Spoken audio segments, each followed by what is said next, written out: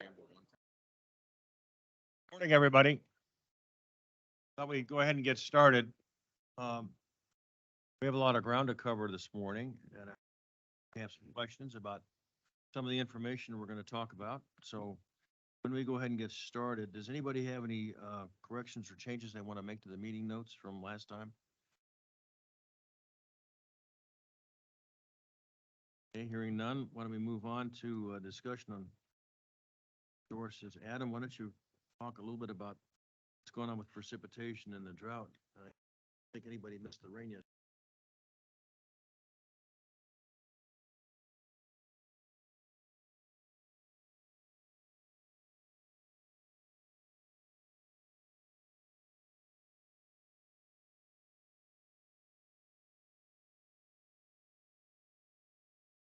Hello, can you hear me? All right.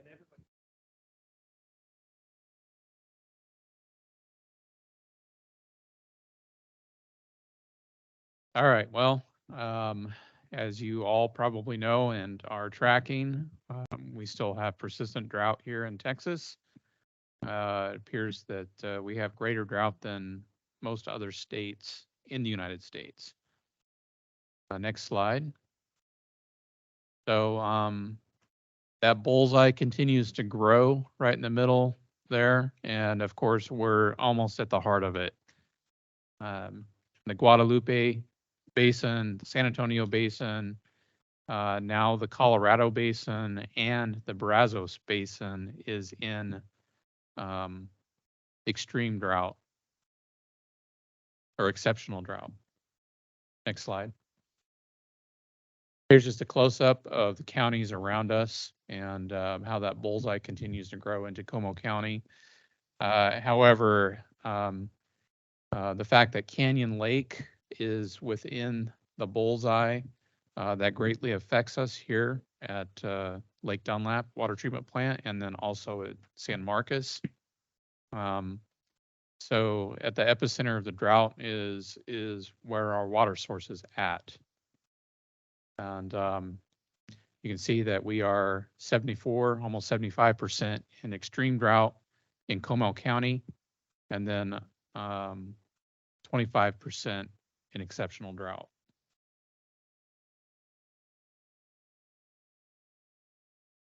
This here is a precipitation gauge at the San Antonio International Airport. For the month of August, there was no rain. The average rainfall through August should be, well, I should say that we did have some rain last night, so there's going to be some on the scale. But before this chart was made, as of August 21st, there was no rain, and up to that date, we're 8 inches behind what the average should be for the year. Next slide. This here is just a historical trend of Canyon Lake. Again, Canyon Lake really affects us here at Lake Dunlap. And you can see that the downward trend it's really following the 2009 trending, which I have a chart a little bit later on that. As of yesterday, the lake was down to 69.1% full. Next slide. Here are the levels as of yesterday. We were at 893.01 mean sea level. Just a note for y'all, stage 2 is at 890 feet. We are just about 2 feet away from 890. We do reach that 890. More than likely what will happen is GPRA will send us a notice telling us that we need to cut our average production by 10%. Next slide. 2009 seemed to be the year that the trends with 2023 almost mirror. You can see that in September 8th of 2009, the lake reached its lowest level at 892.7 mean sea level.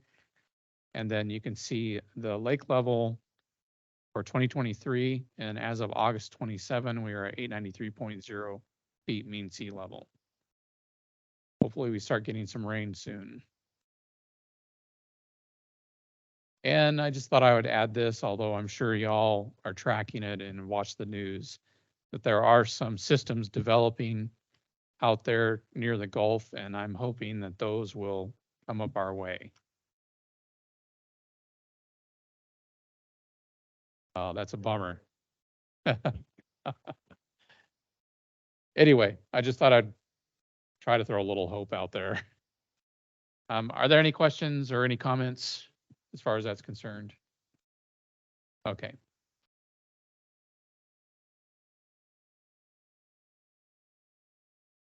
So I guess we can go on to the taste and odor, number 3. We've been tracking geosmin and MIB here at Lake Dunlap as of starting in around the fall time last year. And when we had those taste and odor issues, you can see that there was a huge jump in MIB. And now we're sampling twice a week for it. And these are the up-to-date results where that MIB dropped almost instantly, which is sort of odd. You would kind of think that it would kind of trail off, but when it did drop, the taste and odor issues went away. So more than likely, MIB was the contributing factor to the taste and odor issue, and we'll continue to track it throughout the year. And so if we start seeing those levels come up again, I'm guessing in the springtime, typically that's when it's happened in the past, is in the spring going into summer. And so we'll monitor it throughout the next year. Maybe we can have a quicker response time. Yes. I just, were these raw samples taken, getting these levels, or was this after production? What was left in the water?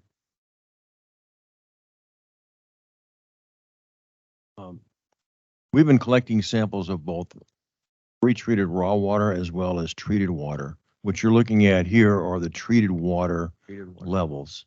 Geosmin and MIB, particularly MIB, are reduced in concentration through the treatment process. Otherwise, it would be twice what you see.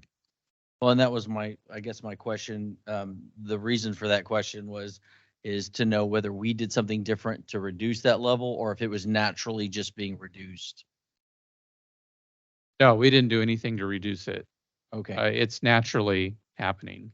Okay. Thank you. So I kind of have the thought or the assumption, I guess, is that the type of algae that's causing this seems to only have the bloom in the springtime, because typically here, historically speaking, at Canyon Regional, we've had taste and odor issues before. And when I've gone back and I've looked at record of each one, they always happen in the springtime going into summer, and they only last maybe about 3 weeks at the most. That's what history tells us. So it's a typical thing that occurs every so often. It doesn't occur every year, but like every few years it happens. We'll continue to research it. Hopefully we can figure out what's causing it. Before you move on, has staff identified an action level, like a level at which you'll notify us that, hey, this is coming up? We have not identified yet, but I imagine that what we should put in the action level is when we reach that MIB detection level. And you know, the detection level has to do with some people are going to be able to detect it, others won't. But I think it would be good that if we reach a detection level, we need to send a notice out warning people that we may have an issue on our hands. Great, thank you.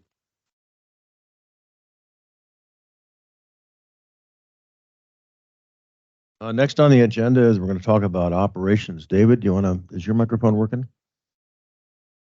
So operations, the plants have been running really good.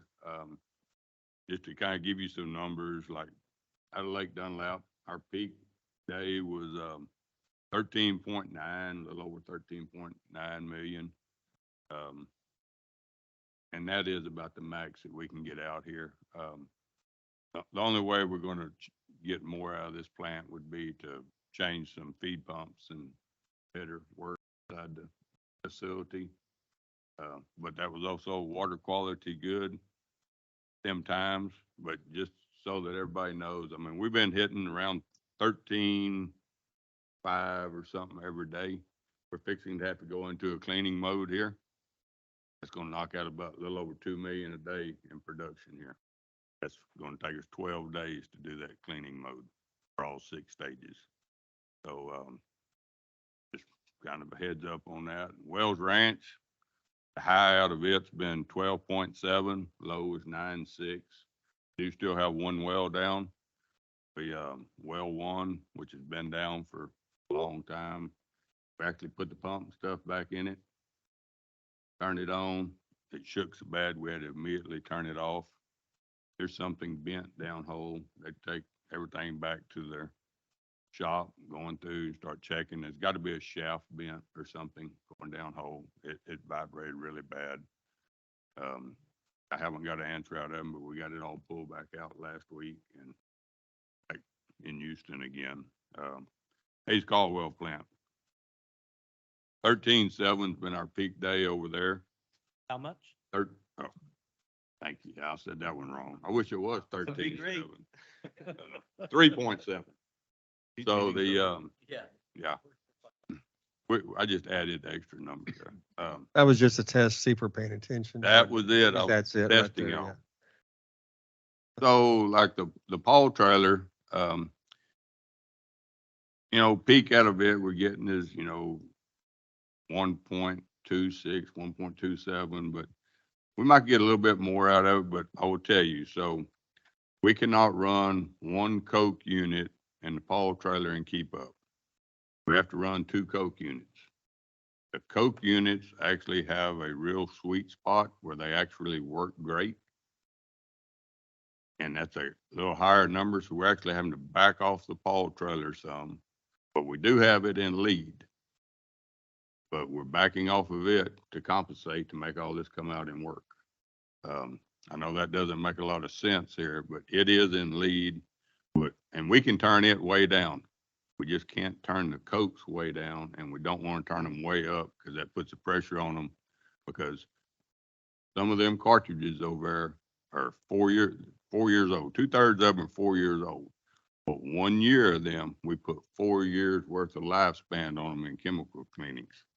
That puts some of them, if you went through on the chemical cleans, that's what actually kills them cartridges over there. Some of them are 8 years old now. And if you took it into a real life scenario, the others are a year younger. But they're really working smoothly.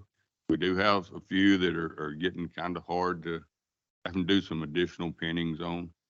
In other words, instead of pinning 2 or 3, we might be putting 20 or 30 pins in them. But this is the first year since I've been here that the Hayes Caldwell plant is actually smooth for us because of the Paul unit.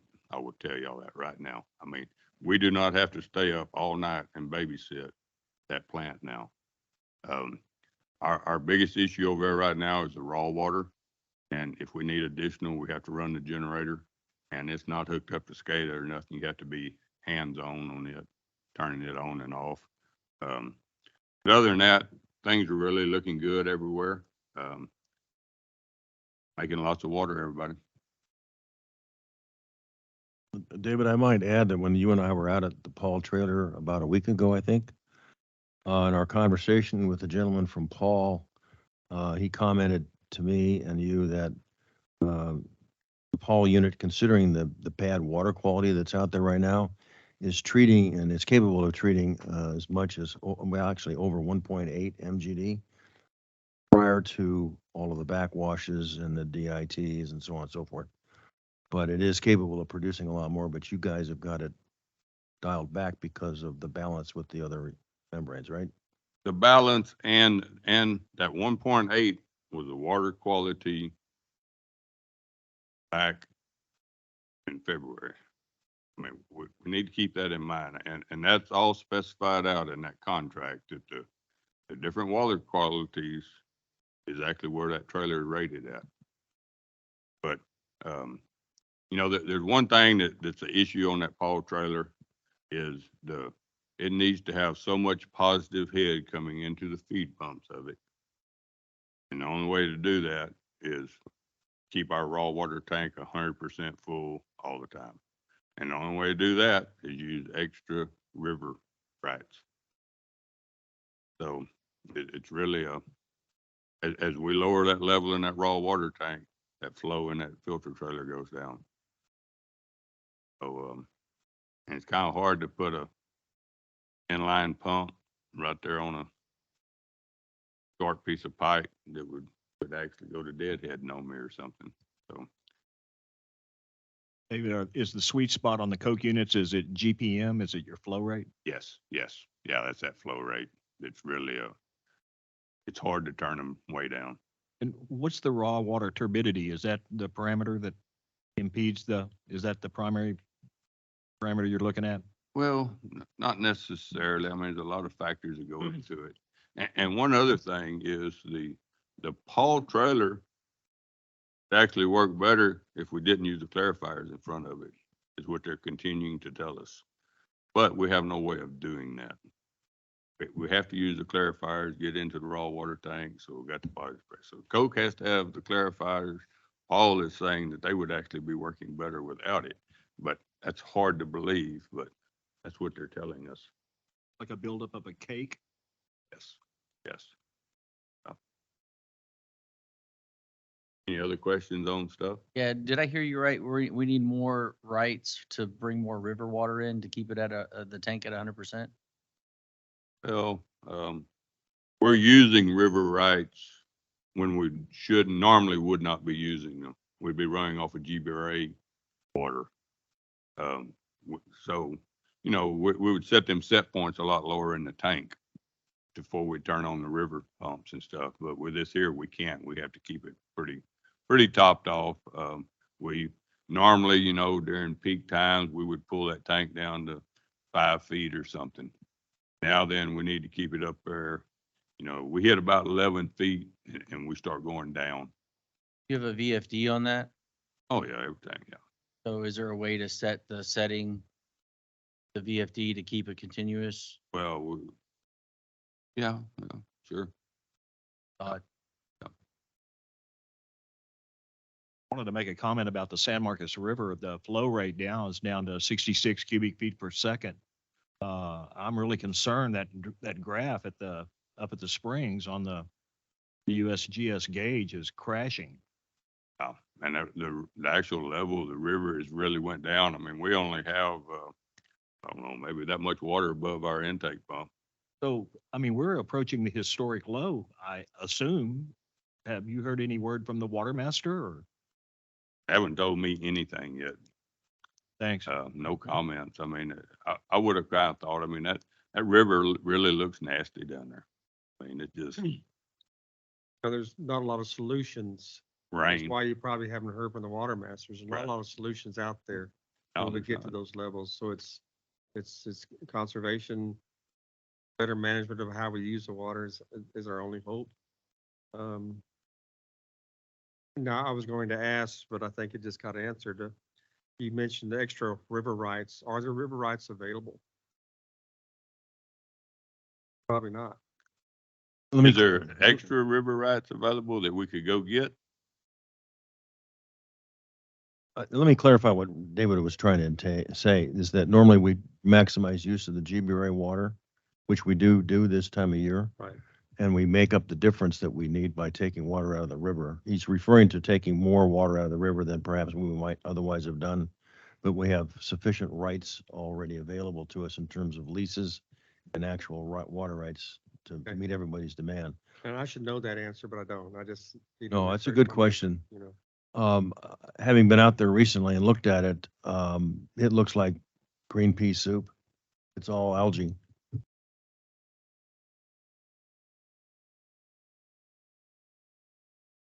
I would say higher than that.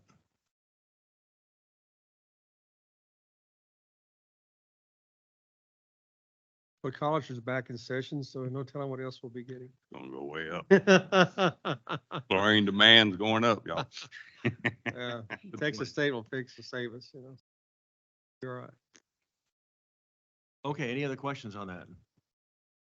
Gonna ask if there's any additional raw water from GBRA that could come to that pipeline to supplement, but I think that comes back to pulling from a source that already doesn't have much water as it is, so. That water comes from here. Pipelines at capacity. Hey, Adam, let's move on to your discussion on water usage. Find this next discussion informative. Okay, yeah, so Lake Dunlap, Wells Ranch, water usage. Again, the first page in the report here is just a water inventory, combination between Lake Dunlap and Wells Ranch and the raw water that's available to us. This page here, we just have the water that the total contracted water in that upper table there, who's got what. And then the bottom graph shows how much of each right that we've used through July 31st for this year.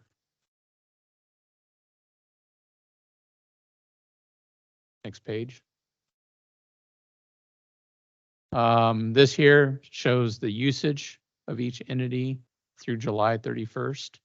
The overall percentage of the contract, we've used 42% of the contract. There's 58% available. The graph in the bottom there is a cumulative graph comparison between 2022 and 2023 of both Lake Dunlap and Wells Ranch usage combined. And I went ahead and added the trend line there to 2023. And you can see that we're going to end up, close to the usage that we had last year between the two facilities. That red line, the red dotted line up at the top there, that is the total amount of raw water that we have. It's above the contract amount. We have more raw water than what's contracted. So I just wanted to add that so you can see where we land towards the end of the year on our usage. This here is usage by right for Lake Dunlap, and also usage by well and permits. So this whole page here covers what we've claimed so far out of Lake Dunlap, out of Wells Ranch on the Wells Ranch permits, and then also what we've used out of each well.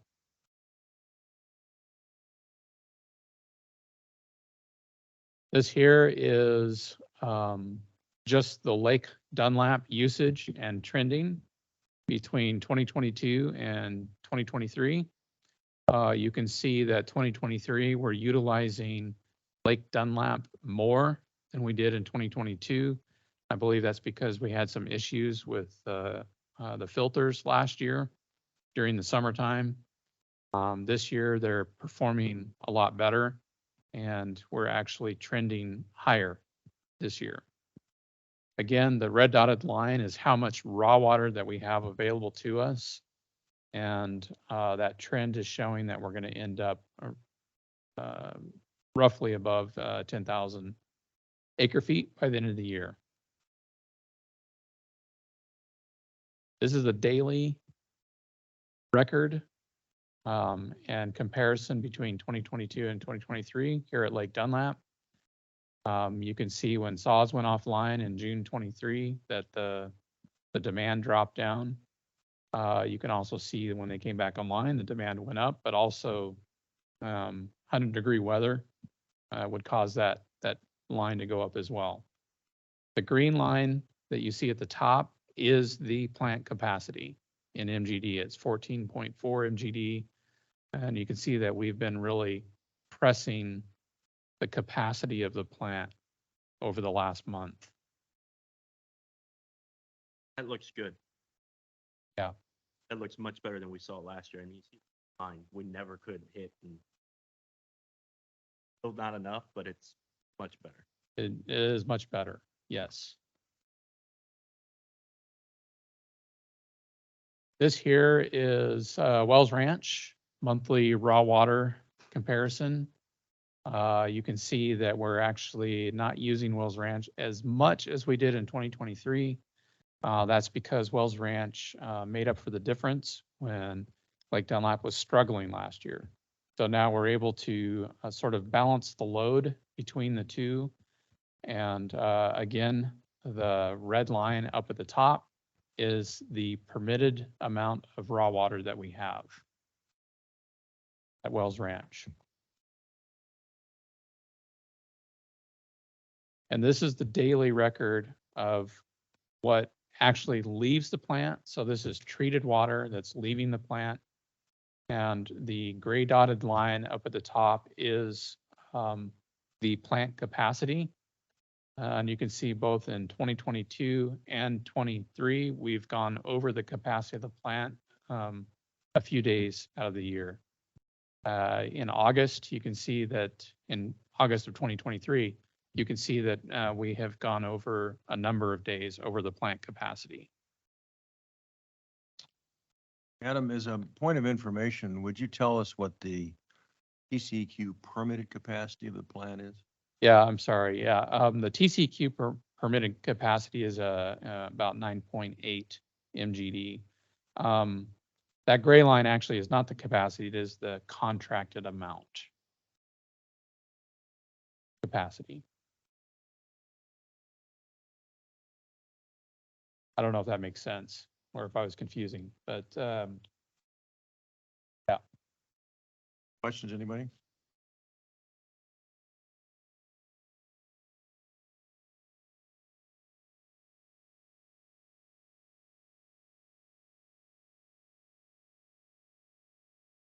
We are in, and we're going to talk about that later in the meeting. We have to redo a CT study out there at Wells Ranch. Yes. So Probably why you brought it. I'll leave that for later on in the meeting, that conversation. Why I asked the question. Yeah, let's go to the Hayes Caldwell usage. So Hayes Caldwell usage reports set up a little bit differently than the Lake Dunlap and Wells Ranch one. Again, we have a record of our raw water inventory in that table on the left-hand side there. And then the bottom graph is our different water rights that we have access to and how much we've used thus far through the year of each right. And then also we have the comments that are up in the right-hand box there. Next page. This is just a comparison between 2022 and 2023 usage. You can see that 2023, there's been a few months that we've used less than we did in 2022. Daily usage out there. The gray dotted line is the contracted average day capacity, which is 2.6 MGD. That's what the contract is. You can see that we go over that 2.6 quite frequently. Oh, 2.8, I'm sorry. It's 2.8. An error I need to fix on that graph. This is a trend, cumulative between 2022 and 2023 through July 31st, 2023. You can see that the trend is showing that we're using less water than in 2022. However, I kind of expect that that trend line is going to go up once the August numbers come in, because we have maximized these plants through the month of August. And then this is a record of the GBRA water use. GBRA has been gracious to give us more water in July than what is allocated. Sometimes they do that. They let us have more, or sometimes they hold us to the allocation that we have. But that's a record of what we have thus far through through July 31st. we talked about that just a little bit. So with GBRA, we don't get to pick these allocations. I see you've got like 173, 167, 170. It's a daily capacity, right? So the reason Well, why that it's changes a is daily capacity, but that daily capacity is based off of GPM. So, and it roughly comes out to about 1.8 million for a daily capacity. And so the allocation calculation we did is we just we took that daily allocation and converted it into a monthly allocation and then converted that into acre feet. you So- can't say, I want July and August to be higher than January, February. So you can't say Right. January, I want it to be 130, February, I want it to be 130, and then I want 200 out of July. and Yeah. August. Okay. No, actually, we can't really say anything at all. It's really up to GBRA. They promise that they'll give us X amount of GPM. Sometimes that's less, sometimes that's more than, and so for the month of June and July, you can see that they actually gave us more.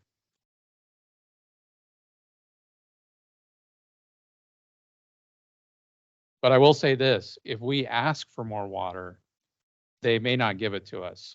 I had a situation once where uh, we had a serious problem at Hayes Caldwell, and I asked them if they could give us more, and they wouldn't.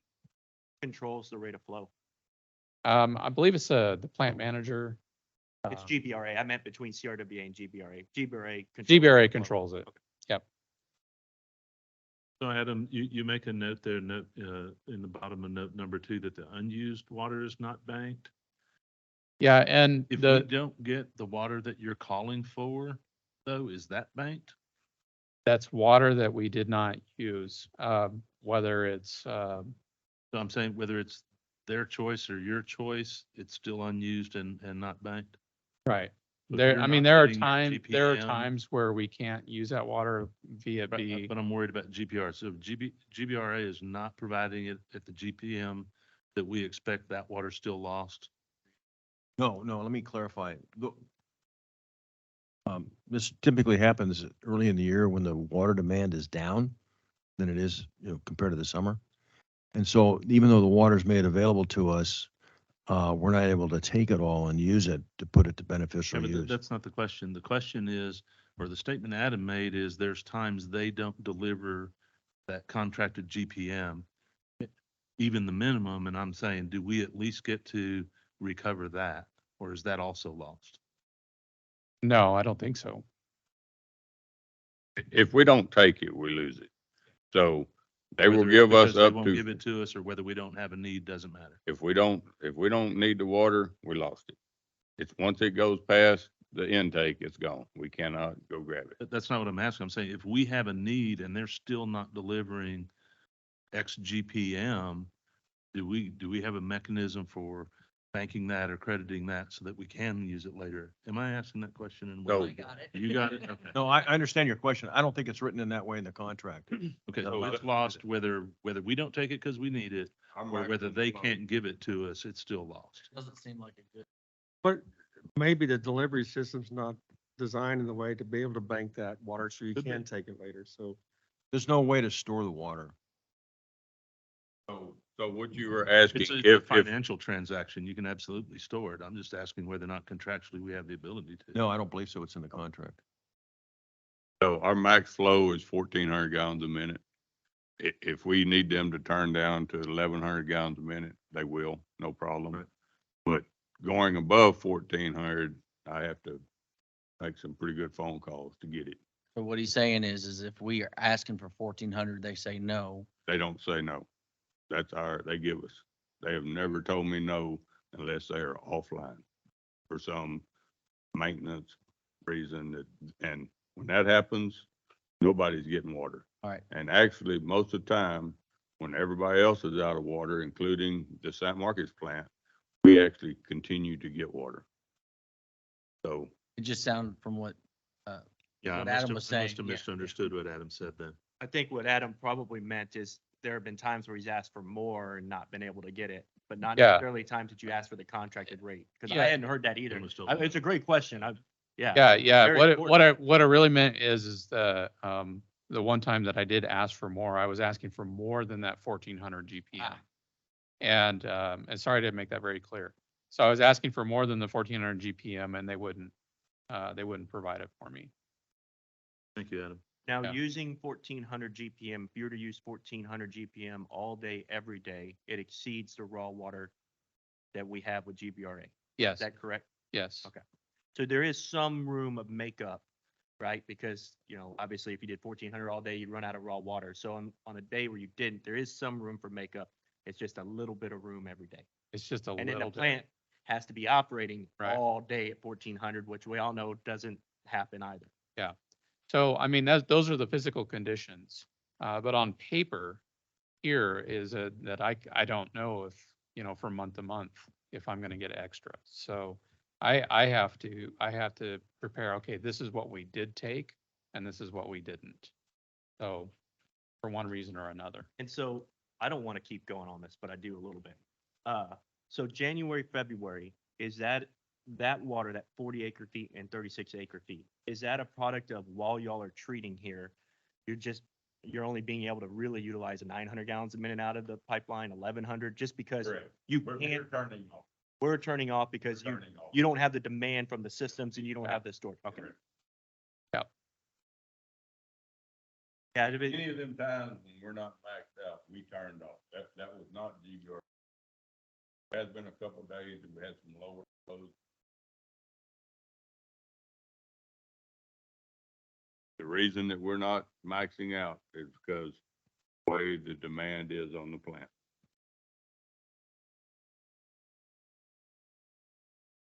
Yeah, and if you want to talk about a nightmare, trying to make declarations on water rights and figure out what you're gonna do with GBRA every month is, it's some work.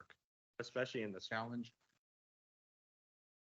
Yeah. A little easier in the summer. It's every Yeah. drop I can save. Write a big number down. All right, next one. Are there any more questions or comments on that last slide? Okay. So this one here went ahead and wanted to give a table on the treated water that was delivered to each entity per month. And so this top table, that is what that is. And then you can kind of see towards the middle right-hand side that there's the total treated in acre feet. That is the water that we delivered to each entity for those months in acre feet. Then next to it is the unused GBRA acre feet. That's the water that we did not use with GBRA. And it's sort of based off of the accounting that I'm doing here is based off of a take or pay contract that we have with GBRA. And so essentially, when you go over to the far right column, what we're calling total volume purchased is that's the water that we sold, and that's the GBRA water that we did not take that's included in that. And then down at the bottom table is what each entity has used through July 31st as far as the water that was delivered to them. Next slide.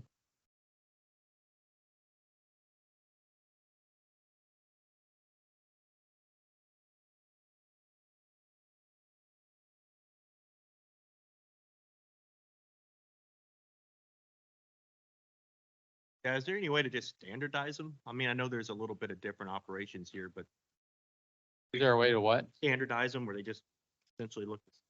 Yeah, I just- will try that. It's, Yeah, and I only say that for myself because I don't fully, I don't know what the Martindales and Maxwells are doing, but I know what I'm doing and I know what my neighbor's doing. And so when I look at this, I'm well aware of how mine looks. I like to be able to just look at Hayes Cole and see the same thing and know, infer what I need to infer. okay. That makes sense? Yep, sure does. Yeah, we'll make that happen. We can add that percentage, Justin. That's not a problem. And so this right here is at the request of some utilities is a table that demonstrates how much raw water each entity has used. And I want to explain how this table is how the calculations are done in this table, because we have metered the water that is delivered to each entity.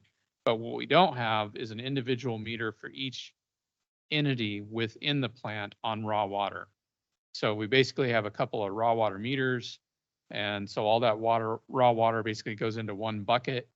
We treat it, and then we delivered it as treated water to each entity.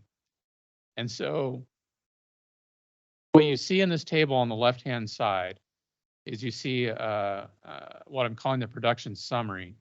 And in that first column, it says total treated acre feet. That is the water that we sold and delivered to each entity.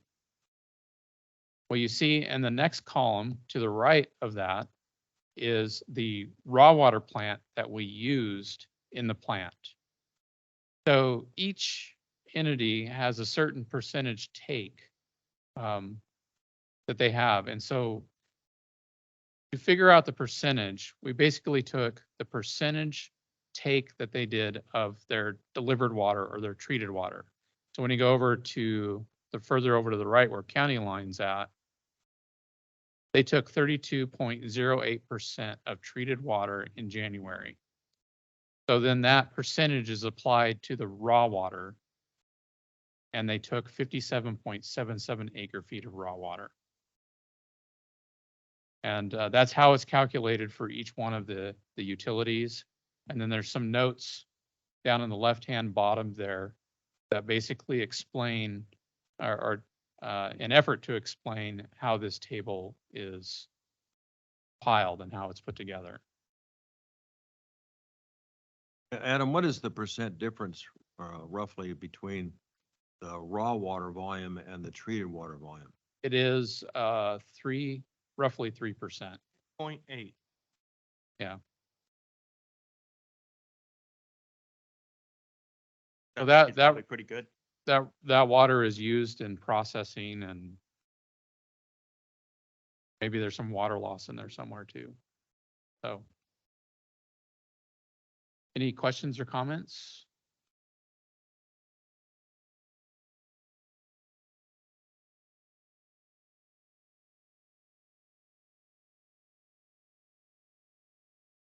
Okay. Oh, yeah. There is a handout that we have over here on the table that I just wanted to mention briefly that has trending for each utility that a relationship between 2022 and 2023, just seeing what the trending is for each utility.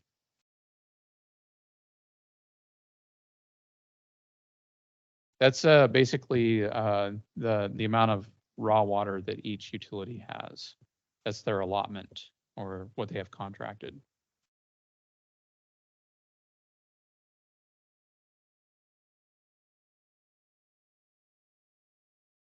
Anybody have any questions on any of this information?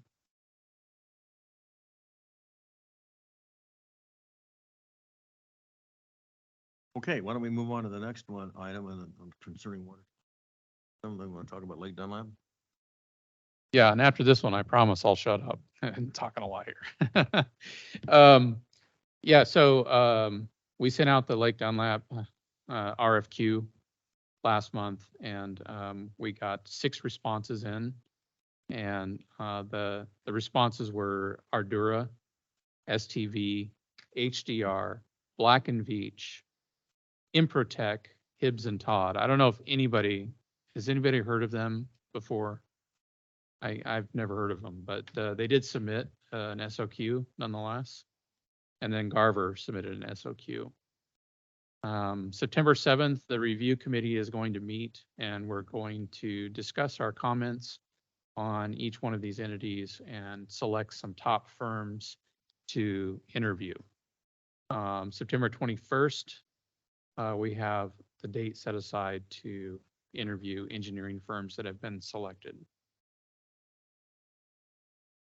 Questions or comments on that?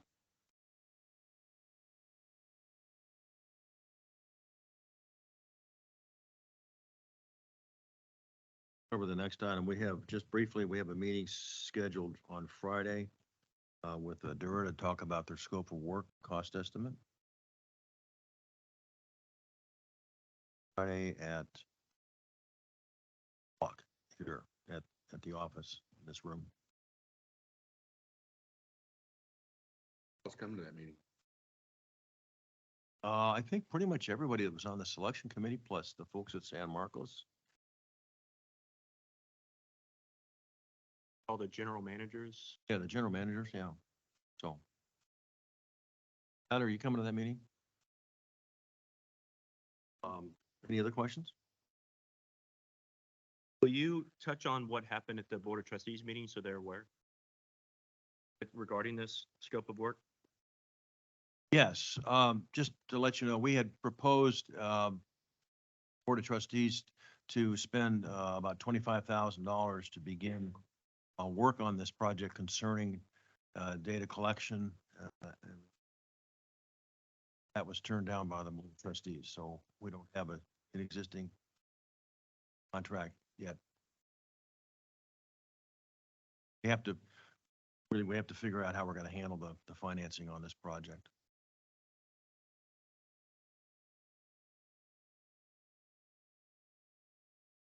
Questions? David, you want to talk briefly about what's going on with? So the generators, we actually started doing the bypasses back to put them back to where they originally were around the switch gears. We started that on Monday. We actually tried to start the week before and we started at Wagner and ended up being some additional things that had been done that we didn't know about. So we actually couldn't bypass that switch gear. But we started on the Wells Ranch. MCC2, we got it done. We need to go back and do Lassner and then do Wagner, but I have to get Eaton to come in and actually do some stuff. They made changes to the breakers in there that we didn't know about. So that's kind of where we're at on that. We're waiting on Gupta to come up with some designs of how we're going to fix everything to get it going, moving forward. That's where we're at on the generators. And yes, we could have used them yesterday. Questions for David? Salt in the wound, David. I know it. I just had to throw that out there. It would have been nice, believe me. We've experienced some failures of the equipment, breakers, tripping, things of that nature. Wagner's where we've had issues. We went in and done some breaker coordinations. But I actually did it in anticipation that we were going to do the bypass the switch gear. Now we didn't do the switch gear, so now we're back kind of same situation. We can run about half of the load over there right now without having any problem. When we tried to run what we needed to run, it did not work. It tripped immediately. Yeah. When it started tripping, we actually went down to about a third the load was all we could get to run until we went in and made some changes on the breaker settings themselves. Wells Ranch, we did find something out there the other day. We thought that we had it to where we could run everything off MC1 for the most part. But when we turned the power off, we did find some things that had been, I guess, missed, in switching over, because we moved some of the load from MC2 to MC1 back originally. We found some things that didn't get moved. So, but we made it fine. I mean, for short periods, we're good. We just couldn't do it. We couldn't run 24 hours. I mean, so we were down for about 3 hours and it actually put us behind on some of our backwash water. And it wasn't backwash pumps. It was our waste pumps out of the vault moving the water out. Yes. Okay. And we skipped C. I'm sorry, I know I'm not on the committee, but I do want to ask a question on the last item before the one that we were just talking about, the Hayes Caldwell. I apologize, I was not at that board meeting, John, due to COVID, but I guess I need to understand why that particular line item was under what reasoning was that run down by the board? I don't understand. We've got Hayes Caldwell Hayes Caldwell filter issues out there, and I just need to understand what do you believe caused, or what rhetoric was there at the meeting that I missed that you believe the board made the decision based on? Or anybody who can give me an explanation, please. Brandon, do you? I'm happy to give one. The majority of Hayes Caldwell trustees present voted against it. They wanted to spend more time doing an overview of the scope. They felt like it wasn't urgent. There was definitely a split. It put a lot of us on this side of the river at kind of an awkward situation there. As you know, the Board of Trustees has always kind of taken the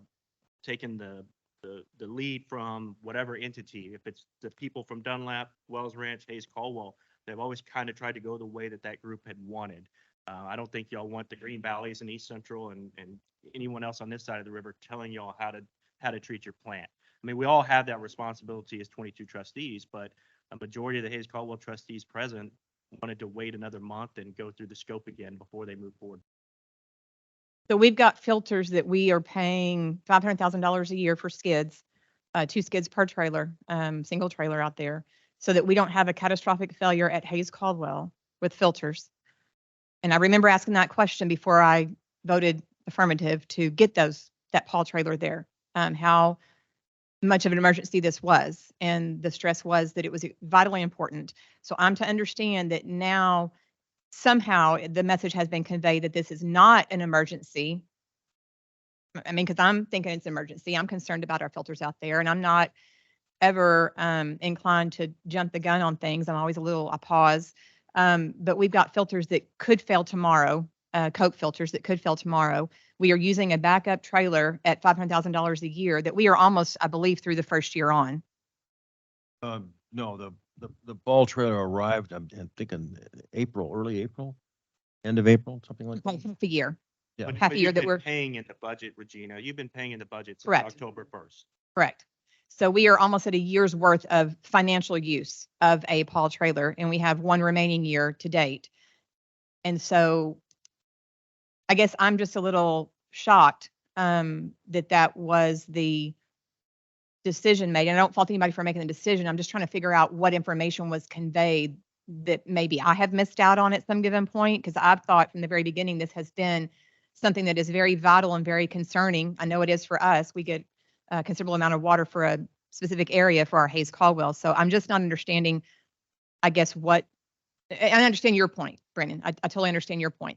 I guess I'm just not understanding what information that I missed somewhere along the way, whether it was at that meeting or in previous discussions, that changed the tone that this is not a vital problem. And so now we are one more month down the road with Paul trailers. And, maybe we need to look at having the Paul trailers for an additional year. I don't know, but I think that definitely warrants a pretty big conversation. And I'm extremely frustrated at that. So that's just my point. And I know that it wasn't your decision, John, for the Board of Trustees. I realize it was theirs. I missed one meeting, and I think it just kind of went to hell on that particular subject. And I just don't understand why. So that's what I was just trying to understand. So, Well, to set your expectation, you're going to have the pole trailer for another additional year. I don't think there's any doubt about that. Probably too.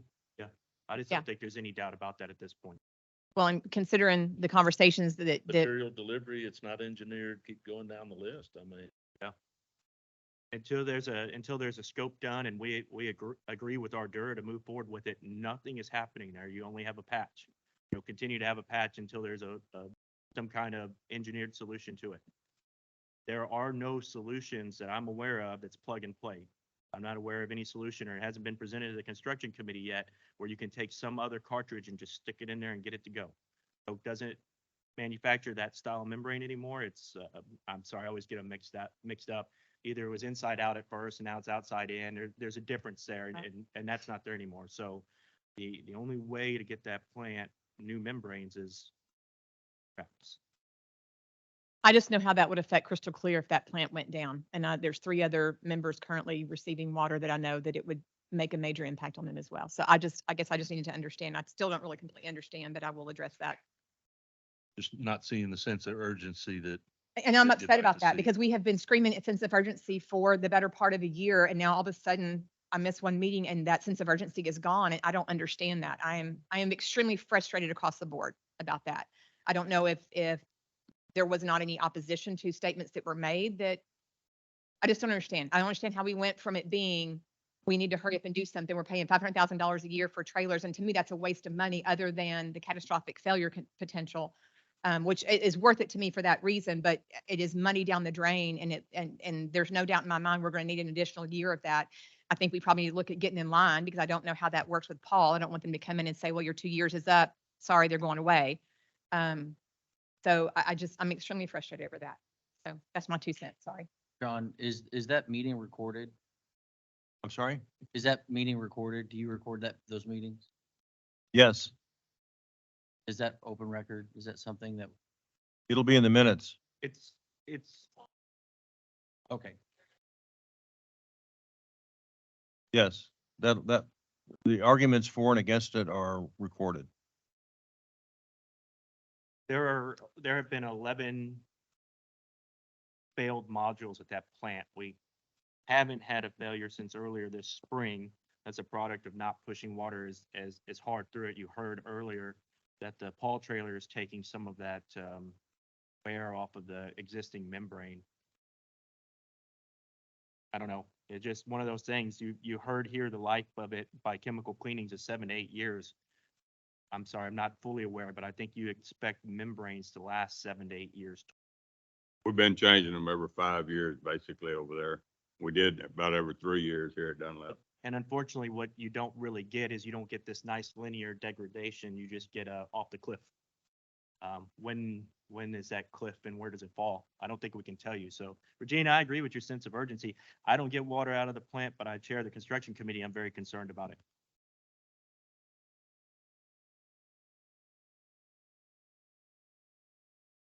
I'd been doing some kicking if the shoe was on my foot.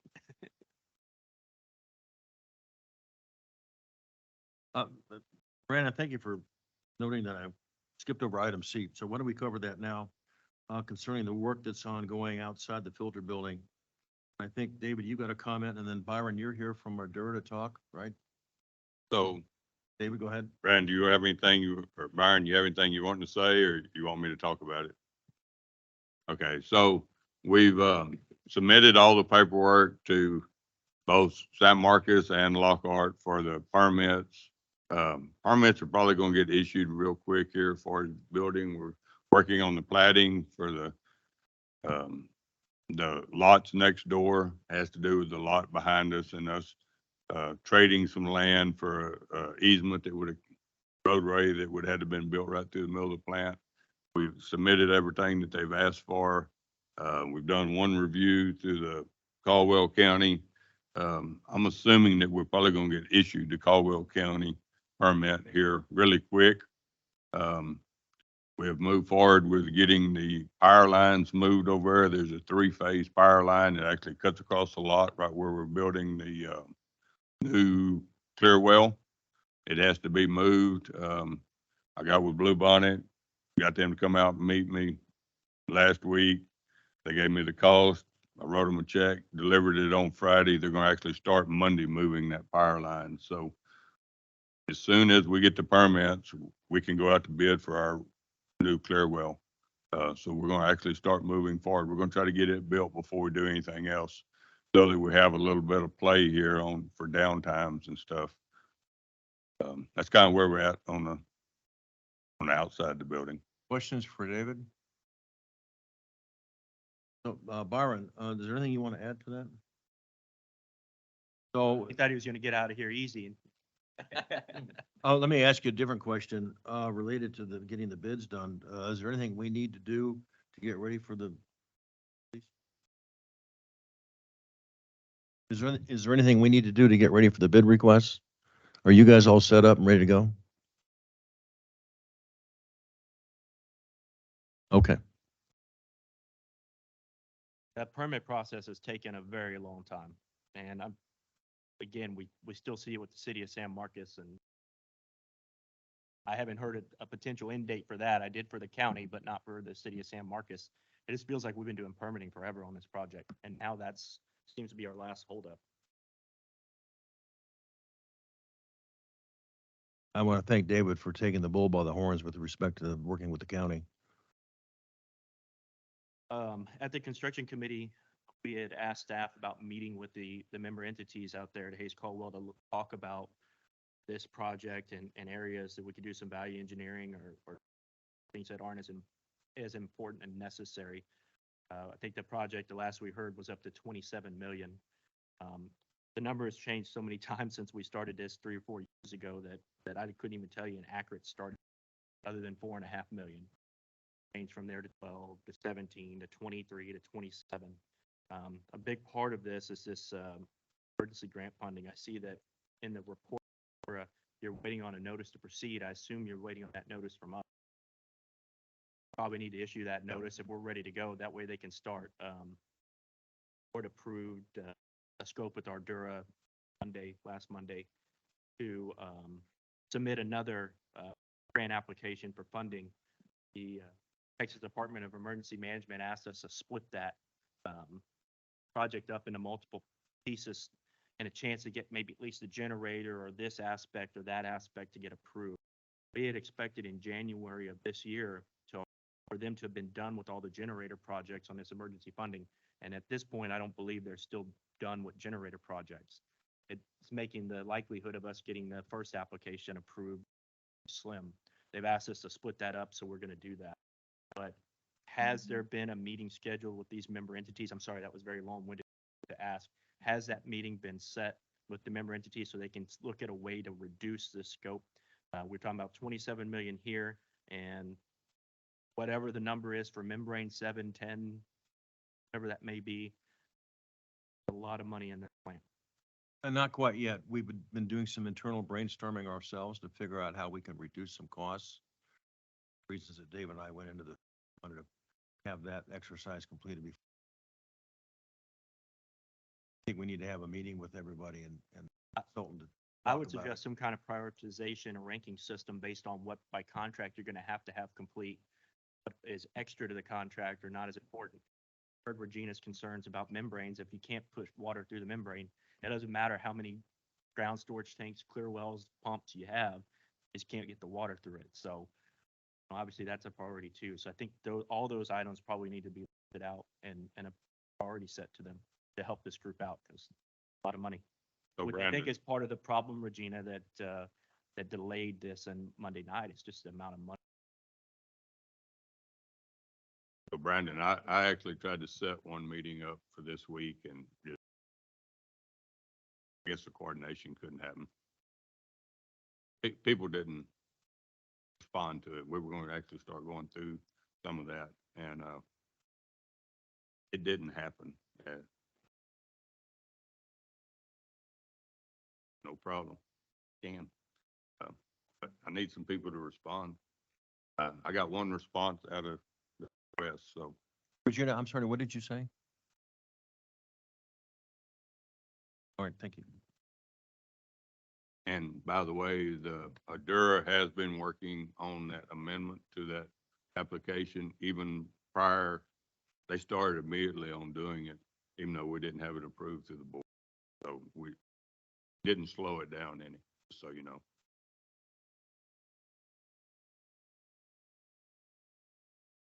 Other questions?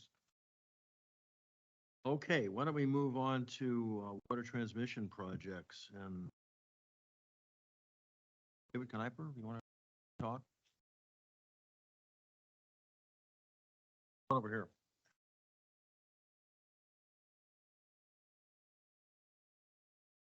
Thank you, Pat. All right, David Kniper with Utility Engineering Group. First update I have today on the Santa Clara Azul I-10 project. We had a meeting with TxDOT and the contractors yesterday. It's a productive meeting to go over the scope of what TxDOT's contractor is going to perform and what our contractor is going to perform. One of the items that TxDOT is going to want to have in order to memorialize the changes to the scope and to Canyon Regional's agreement is a supplemental agreement. We have a draft one prepared, and I hope to have that draft along with the proposed change order to staff early next week so we can start going through that. I don't know if it'll be ready for the September 5th construction committee meeting. That's kind of what I'm trying to push for. But we'll kind of see how that shakes out with TxDOT.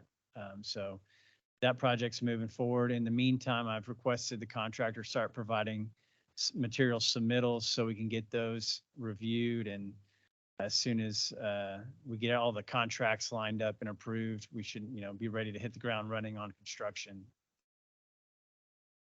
David, who's the supplemental agreement between? What parties? So it'll be between TxDOT and Canyon Regional. So right now you have an existing standard utility agreement with TxDOT that outlines the reimbursable costs back to Canyon Regional. And this will just update that agreement based on these changes. Be happy to answer any questions on that project if anybody has any.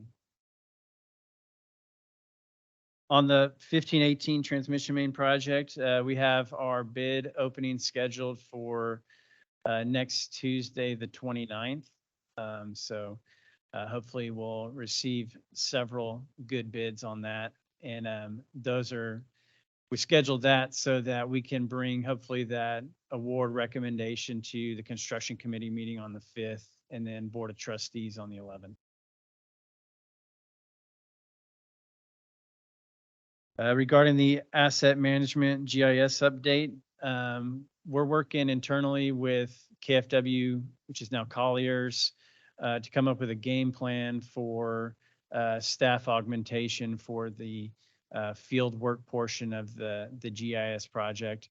My hope is to have a proposal to staff early next week. So hopefully we can get that on the construction committee agenda for the 5th and get that moving forward. I think our plan is to kind of tag team that effort, work with staff initially just to do the transition over of equipment and what's been completed to date, and then we'll take it from there. And also have a meeting scheduled with Adam later this week to go over as-builts and try to finalize obtaining all the different information we need to update the Hayes Caldwell transmission main facilities and the Wells Ranch improvement. And then on the Canyon Regional Design Standards and Specifications project, I had provided staff with our draft standard details yesterday. So those are in staff's hands for review. I think once you guys have kind of that initial look at them, I'd like to set up a meeting to go over those and some questions and comments that we have internally that we'd like to go over. In the meantime, we'll be working on the specifications portion of the project. Thank you. We did receive those draft specifications. I think we will have some questions and comments for you at the meeting. Absolutely. Thank you. On the pre-bid for the FM 1518, did you have any response, any? We had one contractor log into the meeting. So we're doing this bidding through Civcast, and we have a lot of plan holders, but several qualified contractors. So I'm anticipating that we should have 4 or 5 bids project. Hopefully more, but we'll see. Other questions for David? Thanks, David. Thank y'all. Appreciate it. Standards and designs. Talk about standards and designs and I zoned out. I did, but I could go over it real quick No, again. that's okay. I'll ask you later. I'm sorry. No, but I just mentioned that we provided the standard details, the drafts to Canyon Regional, and hope to have a meeting here soon to review those. And in the meantime, we're working on the draft Apologies for specification. ignoring you. No problem. David, you want to talk about 621? So pretty well everything's complete except for the tie-ins for the 621 project. All the lines have been laid and stuff. We had it scheduled for Monday. We canceled doing the tie-ins. Actually, it's set for next Monday night. We're going to do the tie-ins out there, start getting them done. kind of where we're at. There's three tie-ins that have to happen simultaneously and in the shortest amount of time as possible. Once we get them made, then they can slow down a little bit on the other tie-ins, but that's kind of where we're at. Caden, you got any comments on it?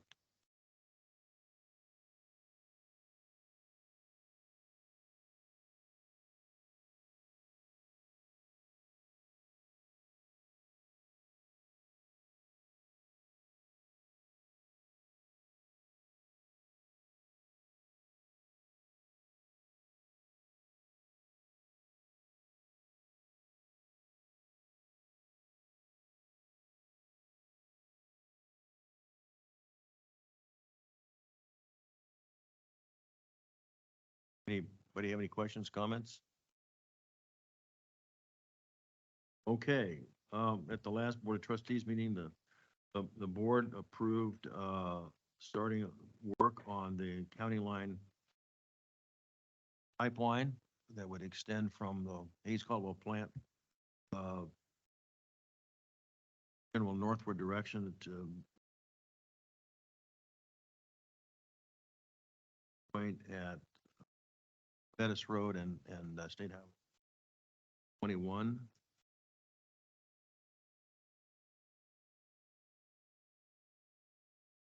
Stick around, we can finish that up. We get that signed so you can. Okay. So that's, the amount of that is just 25,000 to get going, to establish and define what the pipeline alignment should be. That pipeline, for background information, I think is probably pretty important. The way the Hayes Caldwell Group works right now is, I think most of those delivery points at the plant are through Maxwell's water system. That's done through something called the wheeling agreement that's there for those entities at Hayes Caldwell. In that agreement, there's a provision that allows Maxwell with 1 year's notice to not allow the additional capacity in their pipeline to be used for. Maxwell has taken action on that. Their board's taken action to take back that excess capacity in a year. They've indicated they're going to be willing to work with us, but what that does is causes issues for Martindale, and it causes issues for County Line as well. So if that wheeling agreement is brought down to no excess capacity, they can't get the contracted amounts through Maxwell's system to County Line for sure. Martindale may be able to still get enough water through. I don't think it's as big of a concern for Martindale. Like County Line could not get their water. And so we're starting this work on at least finding out which direction to take this pipeline to get it to a County Line delivery point. One of the big topics, hot ticket items on this still is the funding. Who pays for it? Is it just County Line? Is it everyone from Hayes Caldwell? Is it some combination? So that's some really important discussion that's going to have to happen. That was something that was brought up at our construction committee meeting. Was concerned about moving forward with that without identifying a funding source. That's still very important. Bonville, if I misrepresent anything, please let me know.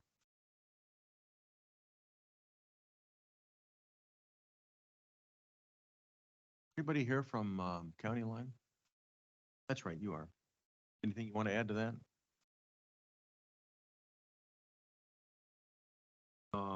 Okay.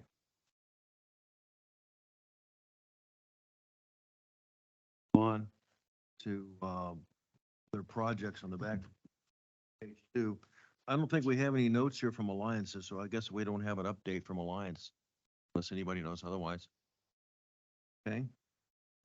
Master plan, Mr. Robigo, would you like to come forward, please? Thank you.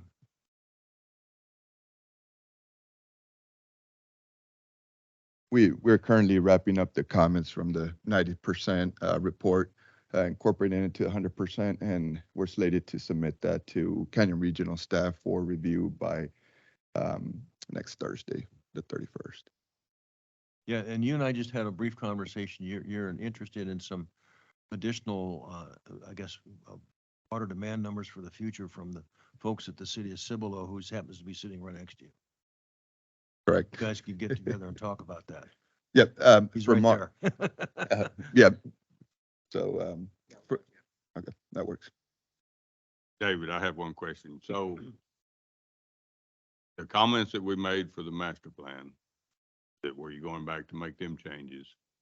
How is that affecting the hydraulic model that y'all did? Or is it? So from our end, we are adding that 2022 existing usage. And then if once we get the additional usage for Cibolo, then we can update the proposed model as well.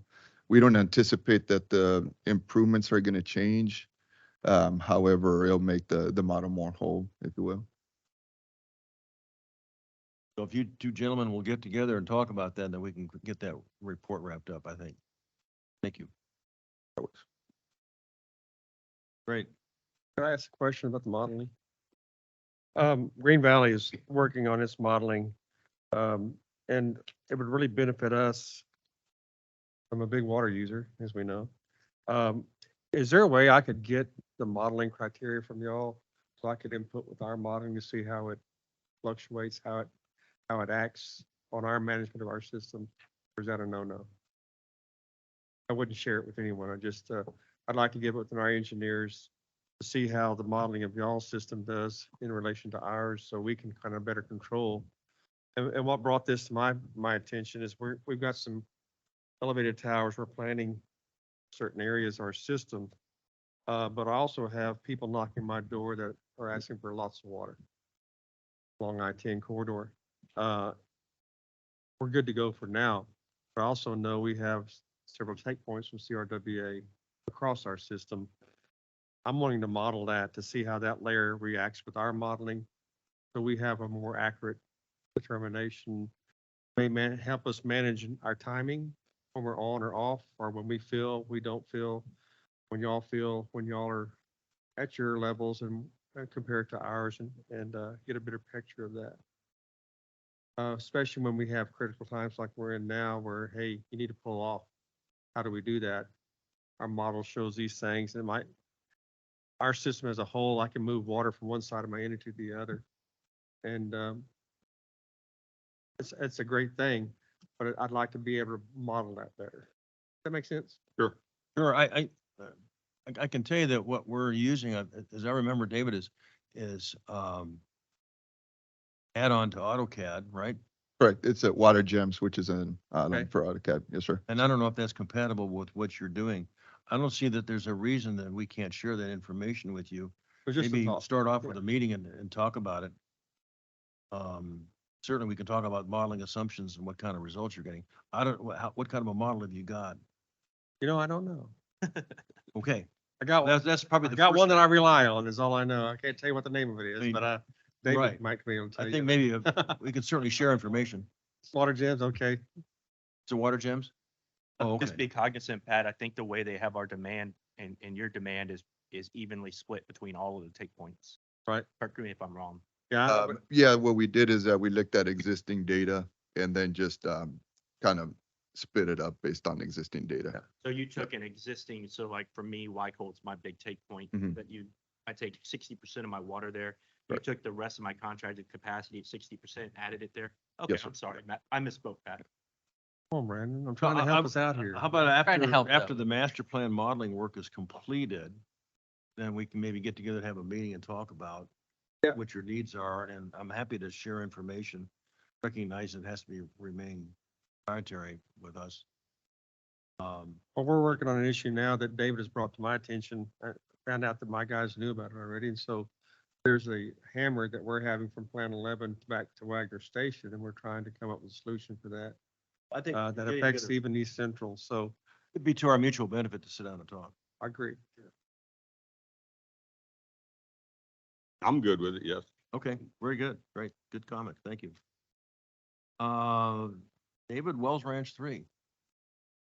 And for Wills Ranch 3, but we have the updated cost estimates. We have the exhibits. What we want to do is also have a report that just summarizes pretty much the proposed improvements and talks about what we've already essentially talked about during the presentations, which is production, treatment, and ultimately conveyance of the water to the entities as well.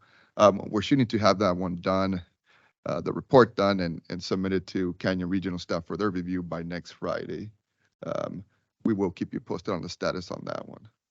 Thank you. With regard to the leasing and the permitting, some of you may know, we have a hearing coming up before the Gonzales County Underground Water Conservation District on September 12th. And regarding our application for 920 additional acre feet out of well number 14. I think that will probably be approved, but not without some fanfare. We don't know how long that will take for us to process that application, but optimistic it won't take too long. More to come on that. With respect to the leasing that's ongoing right now, I don't have anything else to report in terms of progress. We're trying to set up a meeting with the attorney that represents a lot of the landowners and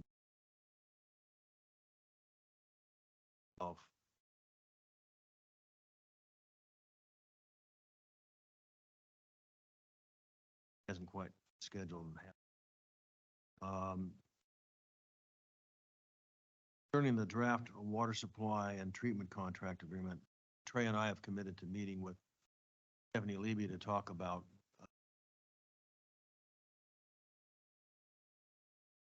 added to the contract or modified to the contract, make it more workable, but in the long run, I plan to be meeting with all of the different entities who are part of the Wells Ranch 3 project, get your input as to that coming up here pretty soon. That's coming, and Stephanie's aware of it and has asked for our input and help. But questions on that? Next, let's talk about the budget.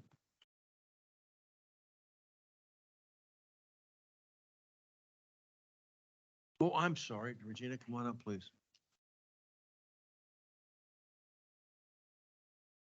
I believe, and confirm if I'm correct, that the budget was sent out to everyone, all the general manager. Okay. One, I guess starting off, does anyone have any questions in particular before we start talking about anything? If not, I'll go right into it. Okay. Joan has sent out the budget, or Hannah has sent out the budget. We have had 3 budget committee meetings to discuss the budget. One of the big things was the increase in insurance for the employees. And the budget committee will start meeting on a quarterly basis to start working on alternatives for next year's insurance to help with that. That was quite a shock, I think, to all of us. The board did vote to go with what the recommendation was, but going forward, we're going to try to find some alternatives for next year. I know that a lot of times the insurance companies won't give quotes until you get closer to usually roughly 90 days, I believe it is, before open enrollment starts. That's what we run into. But we've got to look at some alternatives. And City of Cibolo has done some things. Crystal Clear has done some things that I think that we can maybe bring to help alleviate the high costs, but also protect the employees' insurance.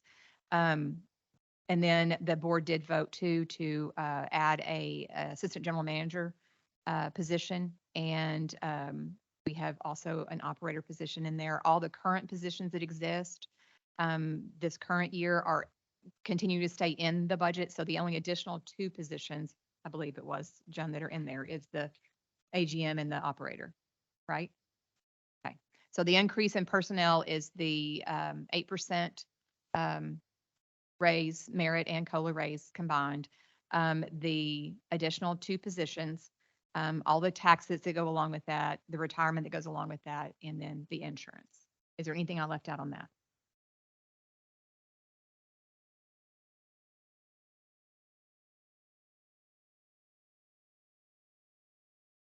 We really wanted to add the short term. I believe that's all I have on the budget. Are there any questions to that? Okay. The other thing that we are looking at doing, and we're doing some more data gathering and also having legal look at the contracts, but we have talked about blending Lake Dunlap and Wells Ranch cost, not the debt service, but the fixed cost, all the O&M cost. Mainly because of, and David, you can explain the out of basin issue more than I can, but there's an out of basin issue that is the termination of that, I believe, is the end of this year. And so there's concerns about where people's water is coming from, every molecule, and we don't want someone paying for somebody else to get water from somewhere else and then getting it from somewhere else. And so we're looking at going to that. I just want to confirm that we don't do anything that violates contract. And then we will put the information together to get to every entity to show each entity how they would be impacted before we ask the board to come to terms with that. But that is something that we are trying to do. And let me explain a little bit about that as well. When it comes to items that are calculating for O&M fixed cost, you have things like the salaries of the employees at the plants. You have equipment, things like that that are at each plant. When I say equipment, fleet, a trencher, a backhoe, whatever the case may be. And it's not just Lake Dunlap and Wells Ranch, but there's no way in my mind that I can see that that is not stuff that's interchangeable, that truck never drives over and is used somewhere else. And so that's one reason we're trying to combine at least Lake Dunlap and Wells Ranch, because it doesn't make a lot of sense to me to divide out, to piecemeal out the different usages of equipment and things at the different plants whenever they seem to be somewhat combined. And then it goes back to the fact that many of us have Wells Ranch water and Lake Dunlap water. And so the molecules are coming from different places. So to equalize that, that was our intent with this. So, but we will come back with more information on that. That's not anything we're doing at this board meeting, but we will be trying to push it forward pretty quick because we would like it potentially to take effect January 1. But we need to make sure everybody understands how that affects them and that it's within contract boundaries. Anybody have any questions about that? Our finance committee has determined this is the budget that we intend to take forward. And we hope that we can get the board of managers behind that as well. We go to the board of trustees for this budget. Historically, the Board of Managers has made a recommendation on the budget, although that hasn't happened in a number of years. Want to move forward with making a recommendation on the budget to the Board of Trustees? I do. So just to get the first vote out there, I do. I'd like to have us make a recommendation, but I hold no more authority here than the rest of you.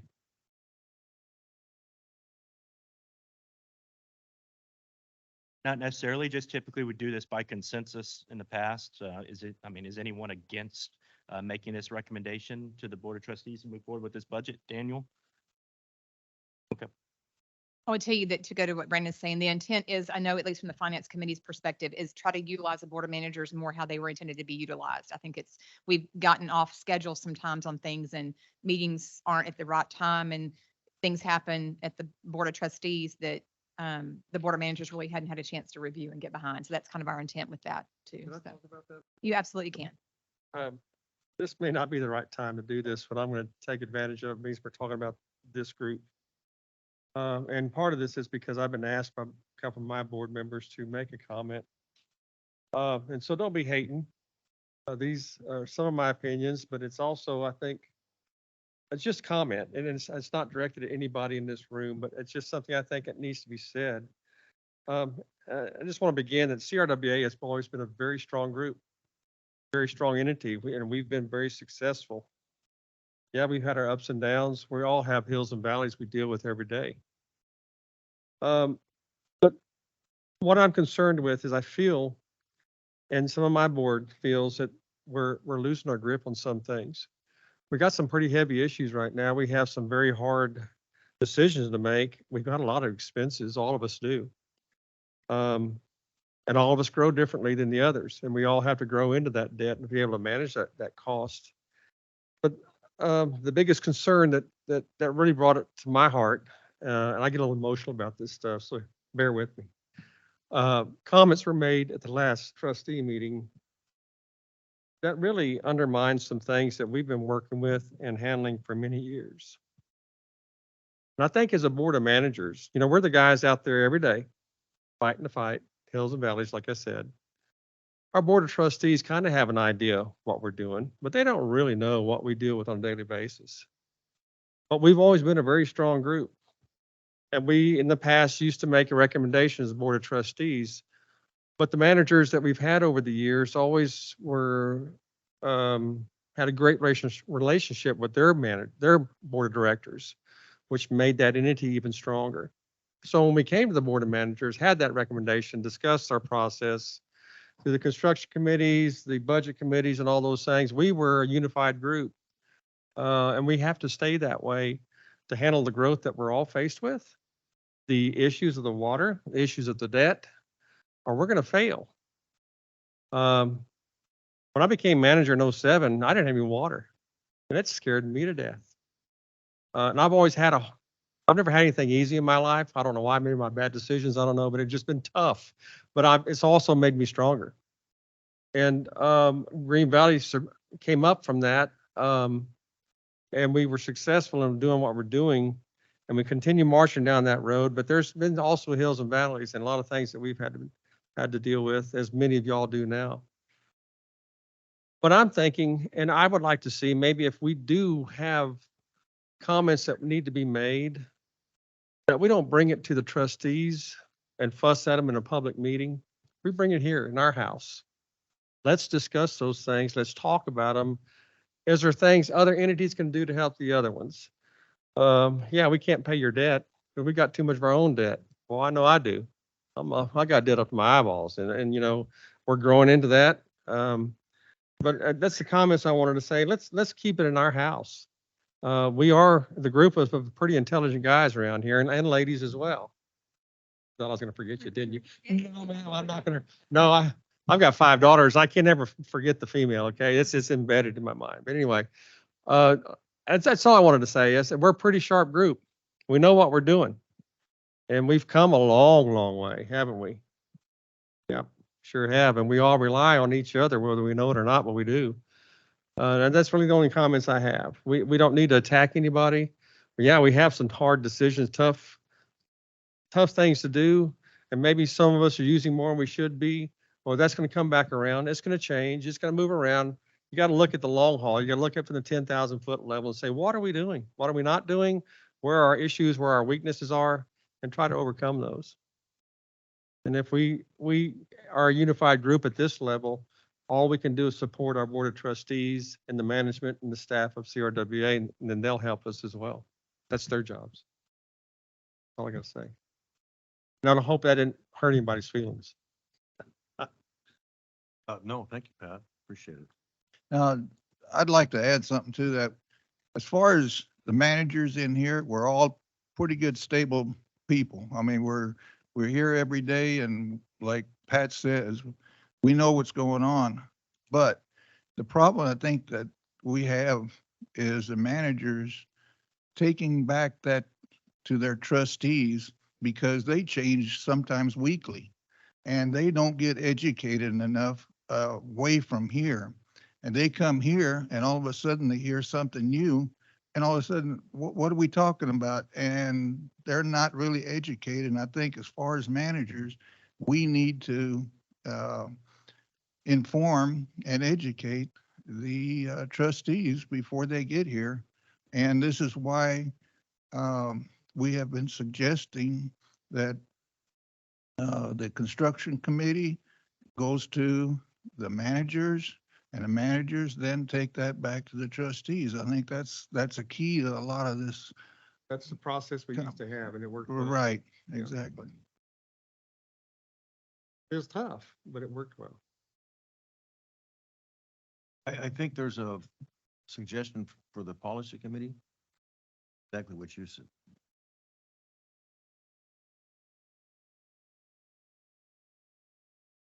Thank you for your comments, Pat. I think they're spot on. I agree with you. I think there's been too much of, I don't think we've had a well-defined process for how we handle some of that stuff. And I think as managers, this is the right forum for handling that. We're all scrambling because of all the growth that comes right down our throats, and the needs of structure in the water really sideline you, and it's tough. You're alone sometimes, so you need the support of others to get you through it. I appreciate you stepping up. And good engineers. You gotta have the good engineers. I almost left you guys out, didn't I? But our good engineers as well. I appreciate you stepping out to be our chairman, Pat. Yeah, did I really do that? good. Thank you. David Davenport tried to do that. After a while, he pretty much gave up on me. Does he have any comments, Pat? Nah, got none. Regina, how would you like our recommendation to go to the full board? Are you going to just inform the full board that the managers makes that recommendation, or you can ask one of the managers to do it. I would Don't appreciate ask it. me to do it because I already do the I construction don't think committee. it should be either one of y'all, because y'all Right. are trustees. Yes. It needs to be somebody else. Yes, I agree. I don't mind doing it. I would appreciate that. It's if just it would I'll come get from- mugged out in the parking lot when I leave that. You're just the messenger, that's all. Just the messenger, but you know what they do to messengers? I appreciate that. Thank you. That was a good question, Brendan. Thank you.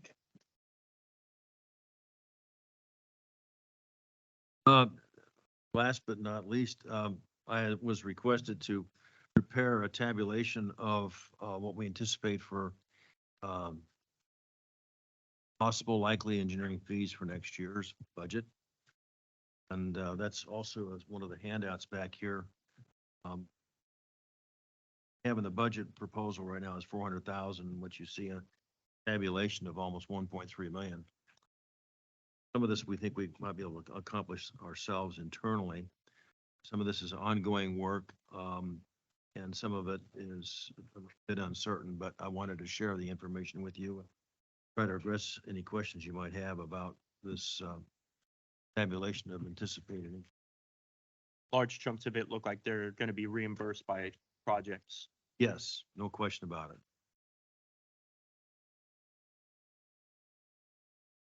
Project that may take. Yeah. I'm sorry, I meant through a reimbursement resolution or something of that nature. Yes.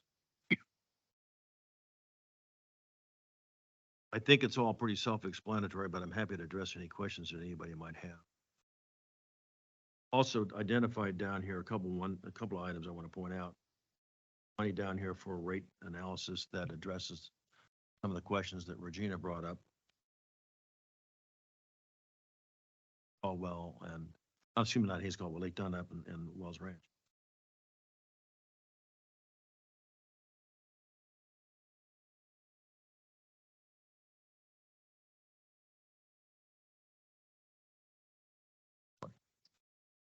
I think that's it's pretty straightforward. It's all categorized by water treatment plant or project or what have you. And, oh yeah, there's one in here for a CT study for Wells Ranch. Accomplished. We're already pumping water beyond the permit capacity of the plant. We want to tackle that as soon as possible.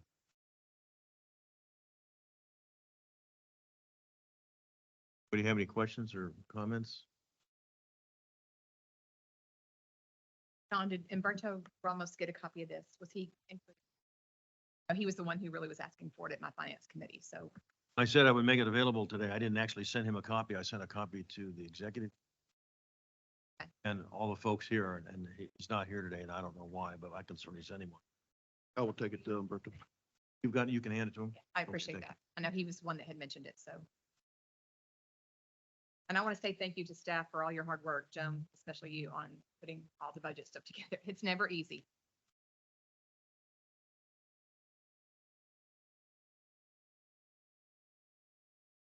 Does anybody have any recommendations for the construction committee or the board of trustees coming up? I will remind everyone that on this, well, I will tell everyone if you didn't know, at the last Board of Trustees meeting, the bylaws were going to be addressed. Unfortunately, the proper notice wasn't given. The bylaws specifically have the secretary has to provide, I believe, 30 days notice. So we didn't take that issue up. I will tell you that today is the 23rd. We are not going to have 30-day notice, so I don't see how we do the bylaws next month either. But I would expect, I'd strongly expect that in October, we're passing the new bylaws, or at least addressing them. Part of that changes up the board of managers a little bit in that it does ask for a chairperson. I know I keep joking with Pat, but just so y'all know, it will ask for someone to preside over the board of managers who's selected by the board of managers. So that's something that'll be different for us once that gets approved, if it gets approved. And my construction committee meeting, as you heard from David, is Tuesday after Labor Day. I believe it's the 5th at 1 o'clock. Mr. Pippin, I understand you have a new member of the board of trustees. Yes, we do. At our regular board meeting last night, our board appointed appointed, that is not important, Irene Moreno, be our second trustee for the board of trustees. So we have it covered now. Thank you. Appreciate it. Anybody have anything else that they would like to talk about? Aaron? Yes, sir. Yeah, I had asked, if there was a way that we could get a timeline for the projects, the expectations for finished dates, and I was just wondering where we were on that. If it's not too much, I know you guys do a lot, and I mean, looking at all this stuff, you guys are putting a lot of data together. For me, it would be really nice to be able to see the different projects that we have and the timelines that they're supposed to be done, so we can keep that in front of us. We don't have that put together yet, but we're certainly happy to do that. There's a lot of unknowns yet that need to be defined, but we can certainly do that once we have the information put together.